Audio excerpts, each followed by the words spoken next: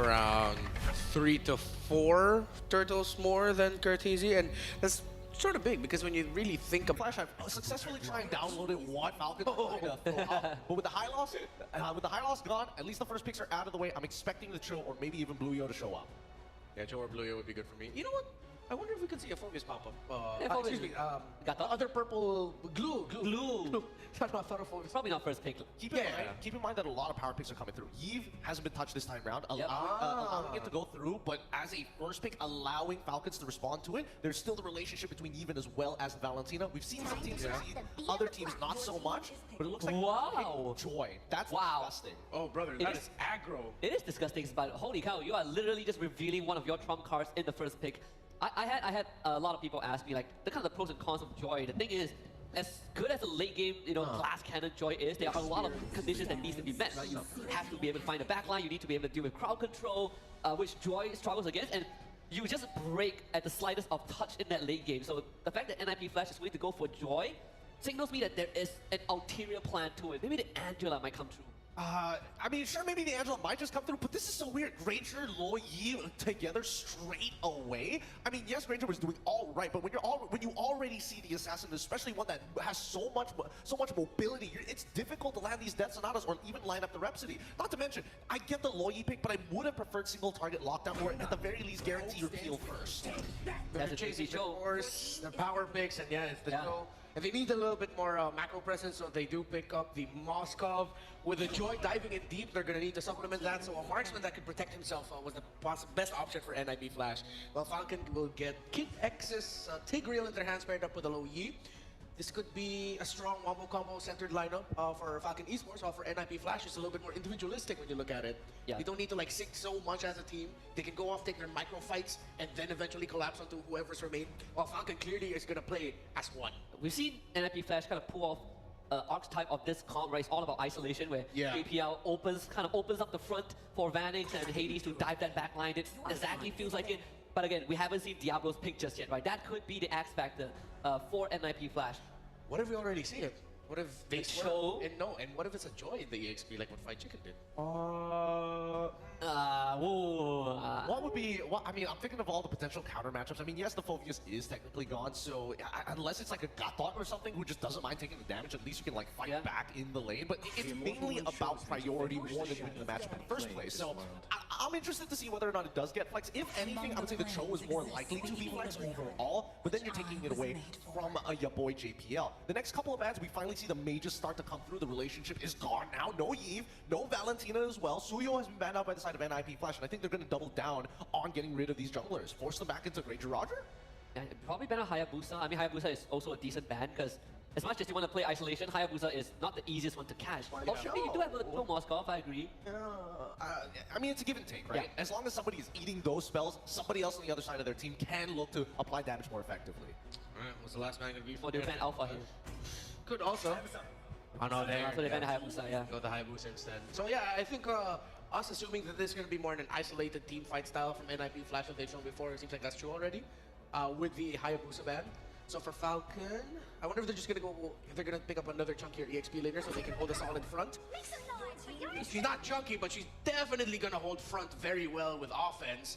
And now NIP Flash are going to have to really decide if do we still want to double down on the isolation style team fight, because CC is amazing at winning that. You don't want to get caught by the curtain call as well, right? Like, I'm thinking whether Diablo wants to play something wild and crazy. Benedetta again? Maybe not Benedetta. I think this could be an angle for Badab. Yeah, I was thinking that too. The good old days. Good old the good old Diablo Badab. Bring it back. I mean, it's a possibility, right? You have ways to kind of, knock the implosion out of the way. You can basically one-shot everybody in the back line. Yeah. You've got the disruption. The only thing is that you're not providing the utility that you were hoping your team needs. Ooh, Vexana going to get locked in from the side of NIP Flash. It looks like they've really diverted a lot of their attention to the jungle as well as the mid. That's a Khalid. Oh, yeah, okay.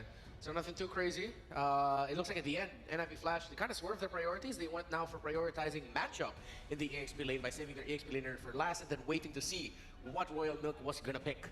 Or jungle or gold, because this Granger could still put... No, I don't think... No, I think it has to be a That's gold. gold. Yeah, it has to be a gold. I guess it can't lead in the Joy already. And even the Cho. You need something else in the jungle for Falcon. Oh, man. Something that can kind of stem the bleeding. You kind of put a break to the pace of NIP Flash. Ooh, what if you go for it? I think, honestly, Fred might not be a bad Might not be a bad choice, yeah. Yeah, because at this point, if you play Alpha, the Vixana is not going to allow you to play the game. Same goes for Cho. If you decide to go for Ling, it scales up way too slowly. You don't have any You're so targets. smart. Good call there, Redmar. Yeah, well, I saw the take Low Yi Granger together. It's like, oh, that reminds me of BTK. Oh, they can go Fred. They can. They do take down NIP Flash in. To their advantage. One more look at that draft before we head on into the battlefield. Claude and Dexter watching from up above. Woo! NIP Flash looking to extend this series against Falcon Esports, who is white hot. Bringing back that Fredrin, picking up a thing or two from their fallen enemies in BTK. You know, the scary thing for me is even though the Joy is a late game here that scales up, surprisingly, Joy has been performing very well in M6, getting a lot of early kills. And with the current composition of NIP Flash, specifically Diablo, on the side of the Khalid, you can expect them to be, compared to game number 1, be more aggressive, but at the same time, more calculated and trying to delay the jungling speed of Dax. And that's the beauty of NIP Flash's draft here. They're super agile, super mobile. I'm expecting Falcon Esports has to pick very specifically where they put their big ticket ults. I'm looking at the implosion. I'm looking at the diversion. Oh, Kid X here, down to a fifth of his health. That's a TKO sent home early. And you can expect NIP Flash to just continue the aggression, try to gain mid control, for at the very least for the first 2 turtles, not letting Falcon Esports to go for their usual rotation, force them to be reactive and not dictate the tempo that as we've seen compared to game number 1. You see here the Emperor living rent-free in Falcon Esports' jungle, giving Dax one hell of an early game. A minute and a half elapsed. Benny versus Vanix. How do you reckon this gold lane matchup is going to go? You think it's going to be as quiet as game 1? Like, nobody touched them for like the first 5 or 6 minutes. I think it's going to go the same way. They're going to all focus on the XP lane matchup, especially when it comes to the very first turtle. But we'll see, because again, as much as possible, Falcon Esports, they want to activate Benny as early as possible, considering that Dax isn't is a utility jungler. So in terms of damage, they're going to bank on PX7 and Benny to dish out the damage early on. Let's see. First turtle already spawned, lower quarter of the map. Check this bush. I think PX7 Royal Milk, no. And the Emperor will remain calm. They catch Diablo. Okay, Diablo flickers out to safety. And this forced Falcon Esports to have a better control over this Lord Pit, Turtle Pit. Diablo, though, on the other hand, just used the quick Sand Guard. Here comes Royal Milk. With a dispersion rotation, KDX onto the backline with the ultimate connecting onto the members of NIP Flash, but the first man down will be Dax. KidX on the other hand getting caught up by 3. Here comes Hades onto the backline, onto PX7, forcing him to walk away. Another kill by NIP Flash. Royal caught in the midst of everything. Will be able to escape though, but NIP Flash executed that to perfection. Tis but a flaccid collapse. Falcon Esports not quite there yet. Curteasy taking out Royal Milk in the wake of that turtle take. NIP Flash have awoken. And that's basically Curteasy. We all know NIP Flash in terms of their play style, even down to their draft. They're a really unorthodox team. We've seen a Martis mid, a lot of mid lanes that Curteasy can play, but here comes the save from KidX though. Benny, one more hit. KidX and PX7 working to try and save Benny away from harm's way, and NIP Flash will disengage. So far, Falcon Esports, all they could do really is put up a wall between their cores and NIP Flash with 1,000 ahead, given that they're waiting for Benny, they're waiting for PX7, even Royal Milk. I'll tell you now, I think it's a very Royal Milk lineup. Oh, Vanix! They're just waiting for the perfect opportunity to strike onto Vanix at the 3-man rotation from the Triple X mid-trio of Falcon Esports. That was a kill they were willing to take any given day. If they weren't going to play defensive, those pickoffs are going to cost them. But if they get it on Vanix over and over again, on Kurt, on Hades, then maybe we got something. Maybe the Burmese are cooking. Falcon Esports down 1,000 gold here. 4 minutes in the upper quarters where the turtle will spawn next. 45 seconds. They aren't checking as much as JPL is. So that means Hades is getting free farm. Yeah. And the thing is, towards the late game, if ever we reach that part, it might be alarming for NIP Flash, even if they have the Moskov that has good macro presence. You can't just split push at any given moment, knowing that PX7 in Kid Hex has this Louis integral combination that just can lock you down wherever you try to do the split push. It's a matter of time. It's not when, it's not how, it's if they can catch NIP Flash. The double Purify actually makes quite the difference. Curteasy and Vanix not going to be as easy to catch. Now, they're prepping up for that turtle take. This Eternal duel down bottom. Royal Milk versus Diablo. Oh. This is a very clear decision for both XP laners. Oh wait, there's a kick by the Emperor. There's an angle coming in from JPL for the kick onto Dax. Energy Eruption is there, but Benny just giving out the damage and gonna bring down JPL. All of a sudden, Falcon Esports in full control of this turtle pit. That's why Falcon Esports was delaying the whole thing, because they were waiting to collapse on the one. Diablo very low. He has to recall there as Dax gets the turtle kill. X on the other hand, Implosion play. They're going for more. They want all the smoke, extending their lead, and Falcon Esports breaks the tempo of NIP Flash, now invading the jungle. That was so hot. A kill and a turtle apiece. Oh. Okay, as they steal away the purple buff, they might get a sandwich play. But here comes JPL just trying to delay the push that Falcon Esports can bring. Vanix clearing out the minions. Benny, here comes BX7 as well. Will they be able to save it? Dax, though, on the other hand, Energy Eruption onto JPL. Will they commit? Okay, they're not going to commit. Not much of a kick from JPL. That's the beauty of these Fredrin lineups. And now suddenly it's Falcon Esports on the offense. They're the one asserting their dominance. They're the one moving in, proactively pushing forth their tempo. They're up 1,000 now. It looks like this turtle coming up in about a minute should be theirs too. Yeah. And that's the thing, because of the presence of the Louis diversion, it gives NIP Flash some sort of urgency to try and check all the brushes. You know, make sure that there's no open, there's no angle for Falcon Esports to make a crazy play. And I reckon it's those angles that they're forcing on JPL that's getting them off time. Because, well, back to back now. Whoa, Curteasy! Okay. Oh, day low! Fortunately, JPL was able to block the Death Sonata. Here comes Diablo to try and force Falcon Esports to disengage. That was one Death Sonata away from a Curteasy takedown. And here comes the diversion. They might be able to sandwich Hades, though. On the other hand, Falcon Esports is taking their time and trying to look for the perfect angle. NIP Flash's bruisers, the enforcers, putting up a perimeter. You shall not touch Hades. Curteasy back to the front lines after that recall. A TKO by Falcon. Not enough time they bought, though.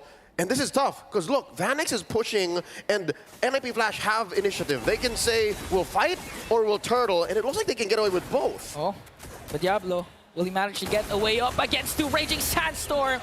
But against two, that's not going to be enough. And this is the problem that NIP Flash is facing. Because of the presence of the diversion, they're forced to be reactive. They're forced to try and have the numbers game, have the number advantage, to force Falcon Esports to think about trying to go for the pickoffs. And they forced their decision. They said, hey, Vanix, all you got to do now is push. And now Vanix, trying to run away. He's sandwiched. Oh, sandwich! And get caught up by the Rhapsody of Benny. And that's the thing we were pertaining to early game. Eventually, they're gonna cast a diversion to try and look for Vanix, because we all know that this Moscow will just go for the turret pushes, go for the turret takedowns until he scales up. And Falcon Esports, they have some sort of urgency to try and stop that as much as possible. And they made the decision for the Singaporean champions. They knew that they could only split push. They knew that Vanix wasn't going anywhere without an SOD cross map. No one was down bottom. They've already passed mid. You're seeing here, folks, a soft counter to the Moscow, because the diversion can hide you. The diversion can put you in places where the SOD cannot hit you, giving the Moscow one of its main strengths, coast-to-coast map control. Looking at the items right now, Benny is what, 2,000 ahead of Vanix. 2.1k gold lead. This is also considering the fact that Vanix just picked up his DHS, also has a Purify, but despite the presence of the Purify, Falcon Esports was able to take him down 2 times in the last 7 minutes. So that's how Falcon Esports is when it comes to trying to go for those pickups. They're decisive, and at the same time, it's always the proper timing. It's a concealed play by JPL, looking for something. Checking that bush. Spots 3 from Falcon Esports. And look at Royal Milk. This is Royal Milk's signature CC. So far, calling the shots. It's as if the diversion wasn't enough to push back and cordon off NIP Flash from their formation. Even the jungle isn't safe. Yeah. That's why the yo-yo blitz of Royal Milk has been crucial, because we've seen a lot of times that Diablo, you would want him, of course, to get control of the brushes for the unexpected Raging Sandstorm. But most of the time, you've seen him just use the quick Sand Guard because of the damage that Royal Milk has been expending onto Diablo. And it's a very similar story to game number 1. 9.5 minutes in, Falcon Esports have figured out a way to make Diablo play to their tune, to dance to their song. And it looks like the Burmese are ready to tango. Lord spawned upper quarter, 9.5 minutes in. Check the bush here. Hades holding that tri-brush. Kid X spotted by Kurt. And we get a reset. Okay, we're gonna have a diversion. Royal Milk descending Royal Milk onto the back line towards one Cortese. Forcing the Raging Sandstorm. Cortese will fall down. That's one member down for Falcon Esports. Vanix on the other hand working on the bottom lane. They're trying to go for a trade. And now Falcon Esports full control of the Lord pit. They might be able to get the Lord away from NIP Flash. Gets the SOD. No one home. JPL hunted down by Royal Milk, standing there asserting dominance. And NIP Flash just fold. Falcon Esports here, able to play the map. NIP Flash, a lot of their major wins here, Ingan, are just cross-map trades, mainly off of Vanix. And I think the fact that he's keeping himself safe, he understands, he acknowledges the fact that it's urgent, that he gets some level of farm, and that the map doesn't completely go sideways. Okay, Hades will have to recall because he's going to be needed for the base defense for the first Lord that Falcon Esports has. But with a 4.7k gold lead, they might be able to take down an inhibitor turret. They're doing their best to try and kite away the Lord. Just looking at the damage coming from the Death Sonata, they have to walk away. KNX goes in with the implosion! And they find another Hades Force back. Diablo goes down, sacrificing himself for the defense, and they're not done. Holy Shield popped in mid, but Falcon Esports surgical. Unrelenting, they're still here for the push. They might go for a diversion play right after this, but JPL wants to go for the kick, forcing KNX here to walk away. They're gonna get a kill onto Hades. Now working on the turret takedown. They might be able to burst down the inhibitor up top. Amazing positioning by Kid X and the retreat. The defensive diversion, the DD from Falcon Esports. Shout out to Ruby DD watching from home. Ladies and gentlemen, NIP Flash once more up against a corner. That top lane inhibitor, permanent damage. It's more difficult now for Benny to actually just trade against Vanix, because Vanix is going to keep himself safe. Vanix is never going to show himself. You know, I was thinking that Falcon Esports might be able, I think they were overcommitting a bit a while ago during the top lane push. If giving an opportunity for NIP Flash to counterattack, considering that they don't have the implosion anymore. But the problem is Falcon Esports, with the lead that they established, even with the aggressive play from JPL, the Kid actually connected to Kid X down to the turret. They weren't able to burst down any member of Falcon Esports. Again, it's the worst possible target for JPL, but you can't blame the Emperor. He was going to kick somebody, and it's just Falcon are so good at these tight formations. They're so good at fighting underneath less than ideal conditions. And that's why Royal Milk, this hero, that's what it does. That's what the CC does. He wants you to fight back against him. That's why he rocks it with a vengeance. And looking at the items, oh no, what is that? About 2,500, 3,000 between Benny and Vanix. Yeah, no Winter Crown, no Wind of Natures. There's a clear opportunity, window of opportunity for NIP Flash to go for the backline, eventually get the pick off onto Benny. But the problem is he has a Purify that can be crucial if ever JPL decides to go and penetrate the defense, go from the back. And Falcon Esports, again, we have to consider the fact that they have a Luyi. Top lane is open. At any given moment, they can make a huge macro play. So far, NIP Flash have a grocery list of things to do to come back. They have to control the map, make sure it doesn't turn as red as possible, defend from that backdoor play up top, and they have to check bushes, even on their side of the map, to make sure that Falcon just doesn't come up from out of nowhere. So I guess one way to do that is to make sure where PX7 is, but that makes JPL such a easy target. It's so hard for the front line of NIP Flash. Okay, they might make a repeat of what happened a while ago. JPL with a conceal. They don't know where TZ is. Here comes JPL though. Double man knock up. KNX goes in with the implosion. And they go in. That river brush is going to be a death box. Down goes Hades. Down goes JPL. Royal Milk traded out for 3 for 1 so far. 2 for 3. And Vanix got demolished in the mid lane. Cortese is left to fend for himself. A full team wipeout for Falcon Esports. No need for the Lord anymore as they siege in onto the top. So many bodies bodies roll unrevenged as Falcon Esports can smell victory. The legacy of the Falcons sourced to new heights, sending NIP Flash down to the lower bracket. It's a sweep, 2-0 for Falcon Esports. And a decisive one for this team. Man, just looking at what they went through. They won against Aurora, they won against SRG, they won against BTK, and now they won against the Singapore All-Star team, NIP Flash. Falcon seems to be the kind of team that just once they find their wins, once they get their bearing, they just soar and soar and soar. I'm getting flashbacks to M2 here. Man, it's scary, it's exciting, and at the same time, Falcon Esports, a well-deserved win. Let's throw it over to our analysts to figure out what they feel about Game 2. Such a unified front by the side of Falcon Esports. Start thinking about like, oh, we wait for the duality. We want the duality to come out from our Lo Yi. I can set it up for you with the Death Sonata first, so you can guarantee land it, and then I can follow up. And you can see even in these team fights, he understood the amount of space that he has, right? This one was sort of like a freebie given over to Benny by Diablo. Very weird moves, but aside from that, Benny is just being gifted all these easy kills because he has the right resources and the right team with him. Kid X with big implosions, and then you have the duality from PX7. That's kind of the left claw of Falcon for you, right? In this gold lane, 4-0 on the Granger, completely uncontested the whole game. No one on NIP Flash's side could get to it. I want to give a shout out to Kid X as well. I think on this Tigreal, he has been extremely comfortable. He looks very confident with a lot of his plays, even though he's sometimes just looking for one person to flicker Implosion on top of. I think that Falcon Esports, if other